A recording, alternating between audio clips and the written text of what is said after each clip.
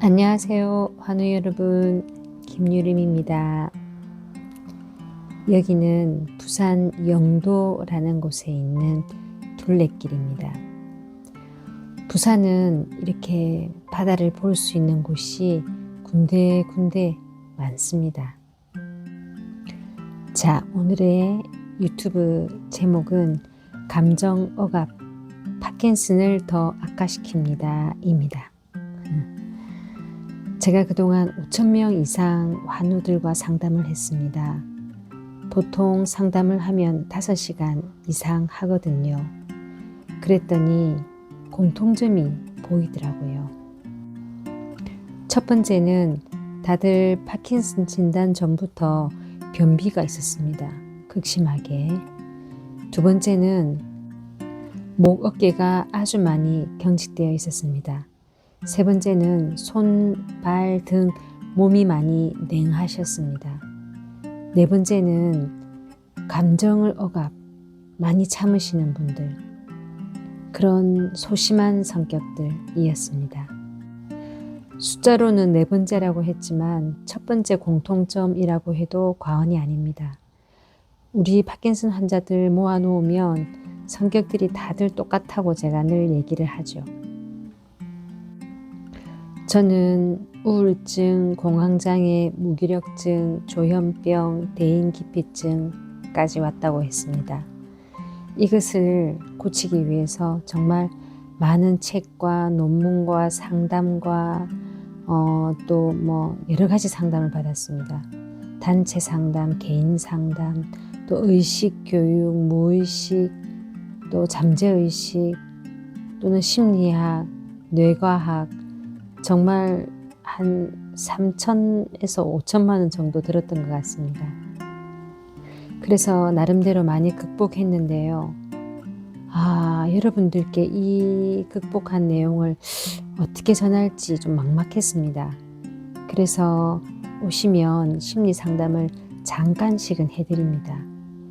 보통 6세 전에 형성된 성격이 죽을 때까지 간다 하거든요. 그럼 그 6세 전에 형성된 성격은 거의 부모님으로부터 많이 받죠. 어릴 때 억압된 감정을 겪을 일이 많았고 그것이 트라우마가 되신 분들, 또는 사랑을 많이 못 받았다고 생각하시는 분들, 이런 분들이 많습니다. 그래서 상담을 해보면 결국 사랑받지 못한 나가 나오고 그런 마음으로 평생을 살아가시더군요. 이것을 바꾸셔야 합니다. 그런데 참 쉽지 않죠. 분명히 이 마음을 바꾸셔야 파킨슨이 좋아지는데 참 어렵습니다. 저는 오랫동안 공부 끝에 참 많이 치유가 됐는데 이것을 우리 환우분들에게 짧은 시간 내에 어떻게 전할지 늘 고민이었습니다. 그런데 세상에 제가 보석 같은 책을 만났습니다. 마음의 기술이라는 책인데요. 이 책을 본 순간 온몸에 전율이 흘렀습니다. 너무나 반가웠고 우리 환자들에게 이 책을 무조건 읽으라고 해야겠다. 읽지 않으시면 내가 어떻게 다 읽어드릴까? 이 생각도 했습니다. 이 책은요, 작가님이 두 분이 계신데 작가님들이 너무 책을 잘 썼습니다. 뱅상 트리뷰 선생님이랑 안 엘렌 클레르 박사님인데 이분들이 진짜 스펙이 대단하시더라고요. 안 엘렌 클레르 박사님은 정신과 의사면서 신경과학자면서 뇌과학자기도 하고 또 박사시고요. 이분 스펙이 어마어마하시죠. 그러니까 이런 분은 아마 잘 없을걸요. 이분은 애초에 뇌과학부터 먼저 공부를 하셨더라고요. 그래서 신경과학으로 박사 학위를 받으셨습니다. 그 다음에는 정신과 의사가 되어가지고 지금은 병원에서 정신과 의사로 많은 환자들과 만나고 진료하고 계시니까 이분이 이제 뇌과학, 정신의학 관점으로 이 책을 썼습니다. 그리고 뱅상 트리브라는 이분은 심리학자면서 임상심리학자입니다. 병원에서 심리치료를 직접 하고 계시고요. 이분 또한 접근법이 좀 다릅니다. 그러니까 이 책은 진짜 여러분 신경과학과 뇌과학과 심리학자가 만나서 쓴 참 특이한 책입니다. 이런 책이 또 있을까요? 그런데 우리 파킨슨 환자들은 이게 정말 필요하거든요.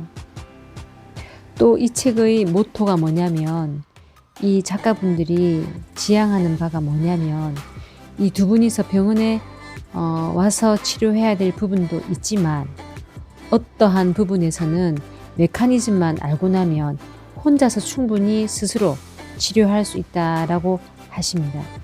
그러니까 우리가 정신과 의사가 직접 될 수 있다는 겁니다. 그래서 여러분 이 책을 읽음으로써 우리가 어떤 치유센터 같은 데서 마음치료, 정신치료 또는 내면치료 이런 거 하지 말고 스스로 치료하자라는 뜻에서 이 책이 쓰여졌고 저도 그런 뜻으로 여러분께 말씀드리는 겁니다. 감정 표현을 제대로 못해서 그냥 속이 썩어 들어가는 분들이 많죠. 그런데 뇌도 썩습니다. 과장 없이 뇌가 망가집니다. 정말 우리는 감정을 꽁꽁 억눌리고 숨기고 살고 있는 사람이 많은 것 같아요. 특히 파킨슨 환자들요. 특히 또 지금 60, 70대 세대들은 더 심했죠. 그런데 이게 단순히 감정 표현만 못하는 것에서 끝나는 게 아니라 건강에도 너무 안 좋다는 거죠. 그래서 우리가 파킨슨이 왔다니까요.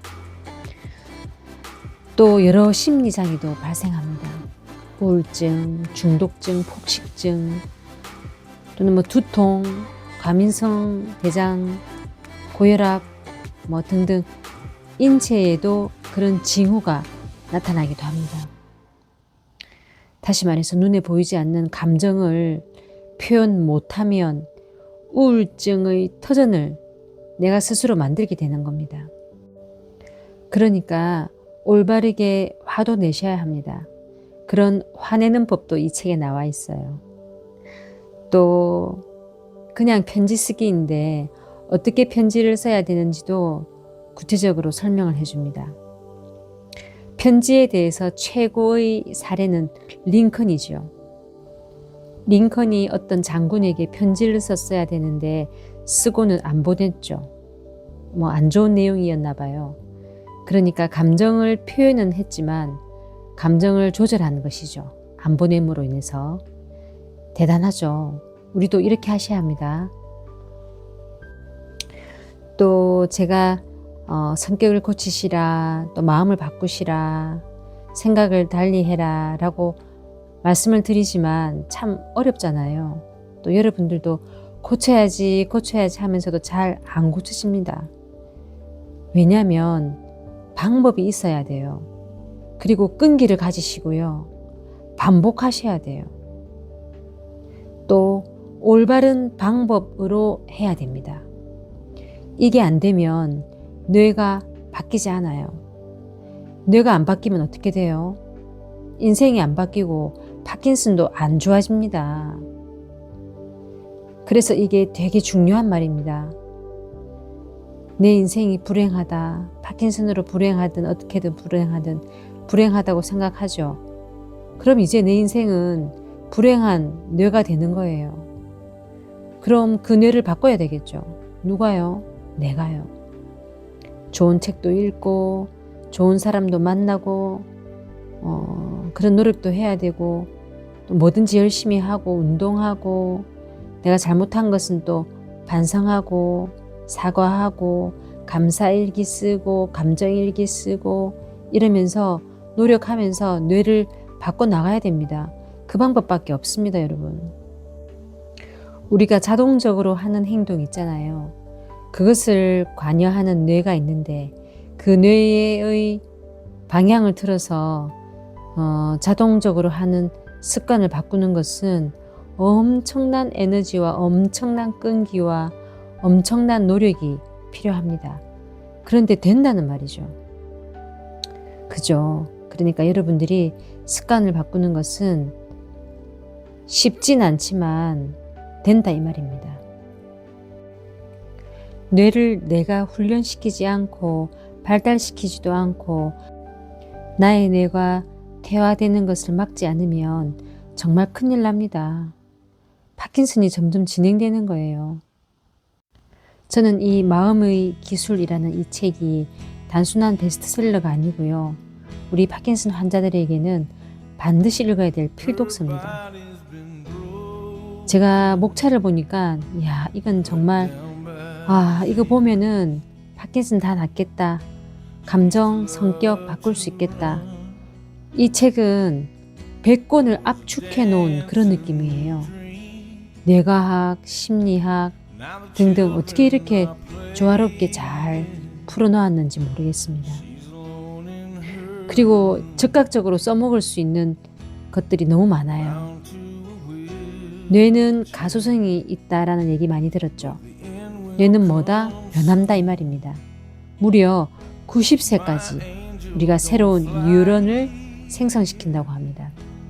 여기에 참고 문헌도 있습니다. 그러니까 여러분, 파킨슨 환자 여러분, 희망을 잃지 맙시다. 저도 희망을 가지려 합니다. 우리가 나이가 들어도 도로를 계속 공사하면 바꿀 수 있잖아요. 그래서 결코 늦은 때란 없다는 거예요. 뇌도 배선을 계속 만들 수 있다는 거예요. 뇌의 가소성은 최소 90세까지 간다는 걸 명심하세요.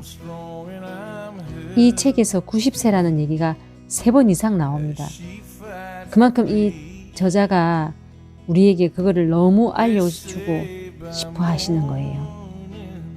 여러분, 60도 늦지 않았습니다. 심지어 70세도 늦지 않았고요. 예를 들면 여러분, 책을 낭독해서 읽으면 치매 효과에 너무 좋습니다. 우리 환우 여러분 또 치매 걱정하시잖아요. 걱정만 하지 마시고 20분 이상씩 책을 낭독해서 읽으면 치매 약 먹는 것보다 효과가 훨씬 좋다는 연구 논문도 많습니다. 저도 처음에는 발음이 어눌했는데 방송을 하다 보니까 나아지더라고요. 그리고 파킨슨 환자에게 치매는 최악입니다. 절대 그렇게 돼서는 안 됩니다. 뇌는 90세까지 새로운 뉴런을 생성할 수 있다잖아요. 그래서 사실은 망가지면 또 새로운 거 만들면 되겠죠. 그렇죠. 그러니까 여러분, 희망을 잃지 말자고요. 무려 90세까지입니다. 뇌과학자가 말하는 뇌를 파괴하는 최악의 습관이 뭔지 아세요? 방구석에서 스마트폰만 보고 있는 거랍니다. 여러분, 그렇게 하실 겁니까? 저부터 반성하면서 스마트폰을 내려놓고 운동하고 노력하고 독서하고 움직이고 좋은 사람 만나고 책 보고 꼭 그렇게 실천하자고요. 아시겠죠?